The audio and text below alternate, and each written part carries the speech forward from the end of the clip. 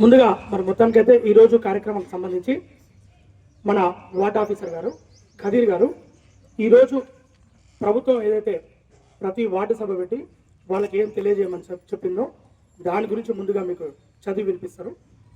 అంటే ముఖ్యంగా ఈరోజు రేషన్ కార్డ్స్కి సంబంధించి మరియు ఇందిరమ్మ ఇళ్ళకి సంబంధించి ఈ రెండింటికి సంబంధించి ప్రభుత్వం నుంచి ఏవైతే గైడ్ లైన్స్ వచ్చినాయో వాటిలో ఏ అంశాల ప్రాతిపదికన కొత్త రేషన్ కార్డులు ఇస్తున్నారో, ఇందిరమ్మ ఇళ్ళ కోసం లబ్ధిదారుని సెలెక్ట్ చేస్తున్నారో వాటికి సంబంధించి దానిలో ఉన్నటువంటి ఇన్స్ట్రక్షన్స్, కండిషన్స్, నీకు ఒకరికి రేషన్ కార్డు ఇవ్వాలంటే ఏవేవి అంశాలను బట్టి రేషన్ కార్డు ఇస్తారు, ఇందిరమ్మ ఇల్లు ఇవ్వాలంటే ఏ అంశాలను బట్టి ఇస్తారో అది ప్రభుత్వం నుంచి వచ్చిన సందేశాన్ని ముందుగా చదివి వినిపిస్తారు.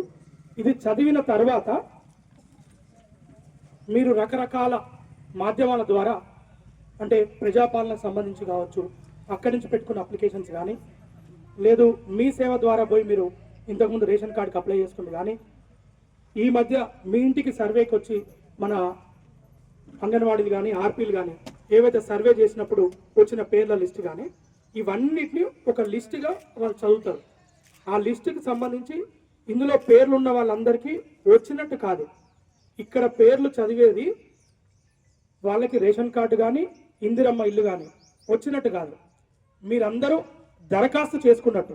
మాకు ఇది కావాలి, మాకు రేషన్ కార్డు లేదు, రేషన్ కార్డు ఇవ్వండి అని దరఖాస్తు చేసుకున్నట్టు. ఇందిరమ్మ ఇల్లు లేదు, దరఖాస్తు చేసుకున్నాడు. ఈ దరఖాస్తు చేసుకున్న వాళ్ళందరి పేర్లని వాళ్ళు చదువుతారు. ముందుగా మీకు రేషన్ కార్డు ఇవ్వాలన్నా ఇందిరమ్మ ఇల్లు ఇవ్వాలన్నా దానికి ఉన్న కండిషన్స్ ఏమైతే ఉంటాయో ఆ కండిషన్స్ని ప్రభుత్వం నుంచి వచ్చిన సందేశాన్ని చదివి వినిపిస్తారు.